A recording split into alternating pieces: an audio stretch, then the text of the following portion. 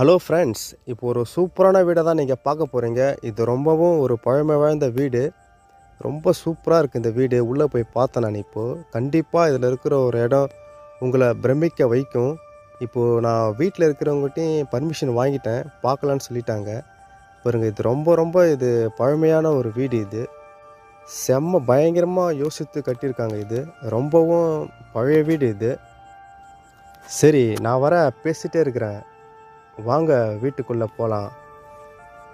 பாருங்க, என்ட்ரன்ஸ் பார்த்தோன்னா ஒரு சின்னதாக ஒரு ஆள் குனிஞ்சு போகிற மாதிரி இருக்குது இது.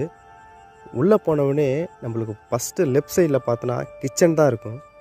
கிச்சனை பாருங்கள் எப்படி பிரம்மாண்டமாக இருக்குது பாருங்கள். எவ்வளோ திங்ஸ் அதில் அவங்க வச்சுருக்காங்கன்னு பாருங்கள். எப்பா, இவ்வளோ பாத்திரம் இருக்குது இதில். நான் இந்த வீட்டில் இவ்வளோ பாத்திரம் இருக்குதுன்னு சொல்லிட்டு கொஞ்சம் கூட எதிர்பார்க்கவே இல்லை. இந்த கிச்சனில் அந்த பாக்ஸாக இருக்குல்ல, அதிலலாம் நிறையா பார்த்தோன்னா காய்கறி ஜாமான், மல்லிகை ஜாமான், அப்படி ஏகப்பட்ட பொருட்கள் வச்சுருப்பாங்கன்னு நினைக்கிறேன். அதனால தான் இவ்வளோ நிறையா இருக்குது. அப்படியே நம்ம கொஞ்சம் ரைட் சைடு திரும்பி உள்ளே போனால் ஃபஸ்ட்டு ஹால் தான் வரும். இந்த ஹாலை பாருங்கள் எவ்வளோ க்யூட்டாக இருக்குன்னு சொல்லிட்டு. வீட்டில் இருக்கிறவங்க வீடியோ எடுக்காதீங்க, நாங்கள் சுத்தம் பண்ணல, எல்லாம் அப்படி அப்படியே கிடக்கு அப்படின்னு சொன்னாங்க. சரி, நான் தான் சரி டைம் இல்லைன்னு சொல்லிவிட்டு நான் அப்படியே எடுத்துக்கிறேன்னு சொல்லிட்டு தான் எடுத்தேன். அதனால் கொஞ்சம் திங்ஸ் எல்லாம் இதில் கொஞ்சம் அப்படி அப்படியே இருக்கும். பாருங்கள், இதுதான் பெட்ரூம்பு.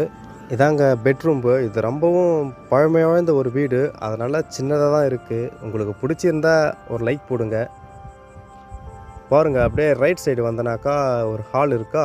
ஹால்லேருந்து கொஞ்சம் தூரம் முன்னாடி போனால் அங்கே ஒரு ஸ்டோர் கேஸ் ரூம் இருக்குது. அந்த பழைய பொருட்களெல்லாம் அந்த ரூமில், அந்த டிவிக்கு பின்னாடி ஒரு ரூம் இருக்குது பாருங்கள், டோரு. அதுதான் பழைய ரூம்பு. அதில் பழைய பொருட்களெல்லாம் அதில் தான் அவங்க போட்டு வச்சுருப்பாங்க.